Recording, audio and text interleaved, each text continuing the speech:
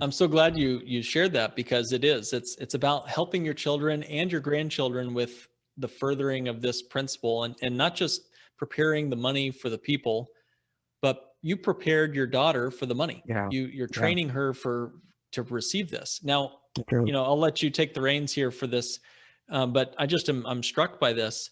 So this 2 month old, gets a policy. He's not even aware of it. But let's say he fast forward now to when he's 21 years old, and you've Hmm. been funding from his passed away father has been funding this policy at 9 grand a year. You think about it, when you're 21 years old and you have some money to save somewhere. Let's say that could go into a savings account and you could earn zero interest at the savings bank down the street.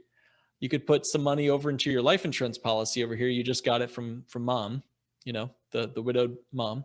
Or you Hmm. could put it into a 401k. There's only a few places this 20-year-old son could put his money. Well, what's going on in his policy? Let's look. I bet, I don't see the numbers in front of me, but just seeing enough of these policies now, Chris, I would suspect that about year 20, the cash value is growing by about 18 to 20 to $22,000 a year on its own. So where are you going And, to put money where it's doing that kind of return in your first year for that kid?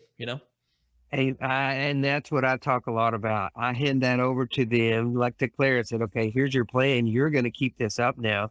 You keep putting this X amount in here, and you're getting back twice what you're putting in it Amazing. every year. And Yeah. there's nothing you can do about it. And the government's not in the middle of it. It's all income tax free. Where can she go start a plan like that?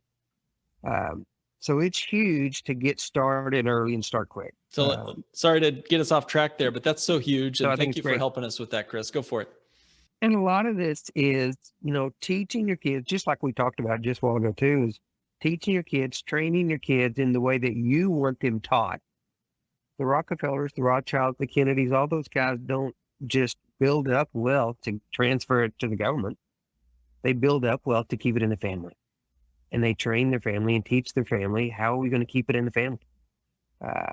A Bible verse kind of kept hitting my head when I was going through this, working through this, and it was train up a child in the way that he should go, and when he's old, he won't depart from it. So that's one thing we like to teach. I think it's great.